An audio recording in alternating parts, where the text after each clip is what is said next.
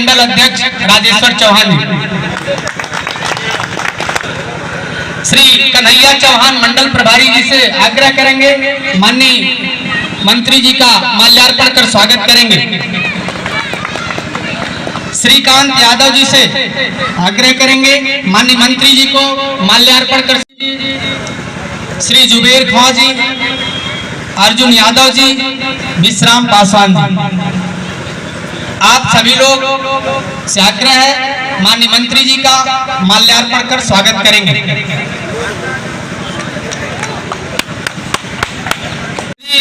कोदई पटेल जी से आग्रह करेंगे, माननीय मंत्री जी का माल्यार्पण कर स्वागत करेंगे। इस कार्यक्रम की अध्यक्षता कर रहे इस मंडल के अध्यक्ष राजेश्वर चौहान जी,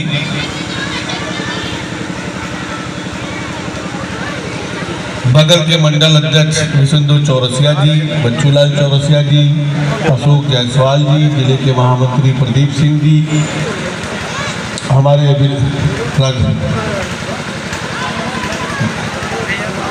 चौहान जी,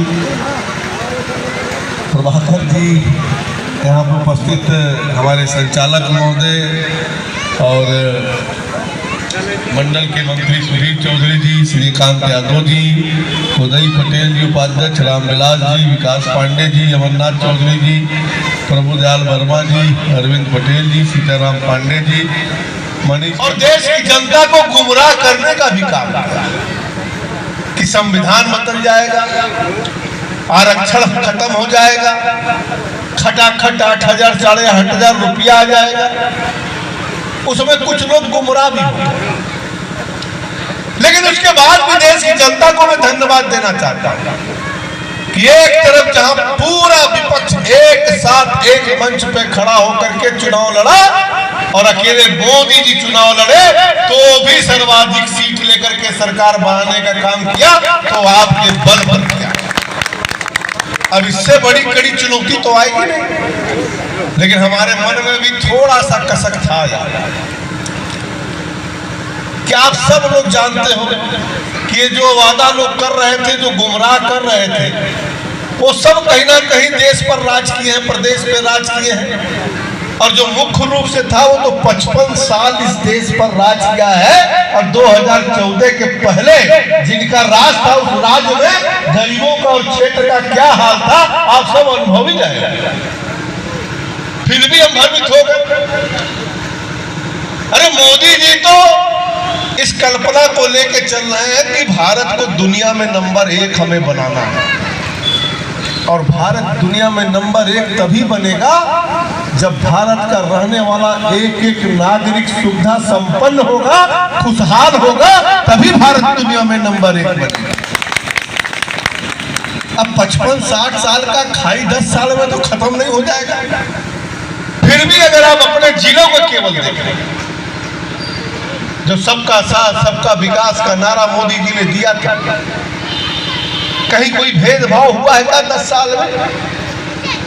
चाहे हिंदू हो, चाहे मुसलमान हो, चाहे अगड़ा हो, चाहे पिछड़ा हो, चाहे दलित हो, वोट दिया हो या ना दिया हो, कहीं कोई भेदभाव हुआ है क्या? सबको देने का काम। और ये भी जो मोदी जी कहते हैं वो पूरा करके दिखाता है। मोदी जी ने कहा था सबको हमें घर देना है, लेकिन 24 के चुनाव तक अभी सबको घर नहीं मिल पाया था। 4 करोड़ घर बनवाया गया, लेकिन उसी समय घोषणा हुआ था कि 3 करोड़ घर हम और बनवाएंगे, और कम पड़ा तो और बनवाएंगे, लेकिन सबको घर देंगे। लेकिन हम भ्रम में आ गए। 1.5 लाख का घर गांव में, 2.5 लाख का घर शहरों में, 12,000 शौचालय, मुफ्त का राशन, 5 लाख का दवाई की व्यवस्था, क्या नहीं किया मोदी जी। लेकिन हम सबको लगा चला इधर मिलते अब खटाखट 8,000 और मिला। अभी तो मिल बैठे मिल रहा। लेकिन विषय ये मित्रों, क्योंकि खटाखट वाले आपको याद होगा उत्तर प्रदेश में घोषणा किया था कि उत्तर प्रदेश में हमारी सरकार बनेगी तो हम सारा किसानों का ऋण माफ कर देंगे। भाई ना, और सरकार बन भी गई। और पीछे से कहा कि जितना कोऑपरेटिव बैंक बाटे वही के माफ हुई, बाकी के नहीं माफ हुई। भाई लग रहा है बताओ। और जो लोग खटाखट 8,000 8,500 दे रहे हैं, उनसे जब आप पूछिएगा तो कहिए का कहीं सरकारवा नहीं बोले नहीं मारे नहीं दे पाओ, यह कहिए ना। जरा पूछिएगा कि भाई कर्नाटका में तो आपके सरकार बाटे, तेलंगाना में आपके सरकार बाटे कि नहीं बाटे, हिमाचल में आपके सरकार बाकी नहीं भाई, वहां खटाखट क्यों नहीं मिल रहा? कहने और करने में बड़ा अंतर होता है मित्रों। कि आजादी के 75 साल बीत जाने के बाद भी इस 10 साल को छोड़ दीजिए तो गरीबों का कोई चिंता किया था क्या? सड़क का कोई चिंता किया था क्या? बिजली का कोई चिंता किया था क्या? खाने का दवाई की कोई व्यवस्था की चिंता किया था क्या? अगर चिंता करने का काम किया तो नरेंद्र मोदी ने किया, दूसरा किसी ने नहीं किया। लेकिन फिर भी कुछ लोग गुमराह हो गए। लेकिन अब समझ जाइएगा, क्योंकि मोदी जी अभी उसी गति से काम करेंगे। हमारे जितने अधूरे काम हैं हम छोड़ने वाले लक्ष्य को नहीं है। भले हमको कम थोड़ा सहयोग मिला है, लेकिन मोदी जी अपने गति को छोड़ने वाले नहीं हैं, क्योंकि भारत सरकार का मंत्री उनके साथ बैठकर काम करता हो, उनका जो निर्देश होता है हम लोग को पता है कि 2047 में भारत को विकसित राष्ट्र बनाना है तो 100 दिन में हमें क्या काम करना है, 5 साल में हमें काम करना है, ये तय होता है।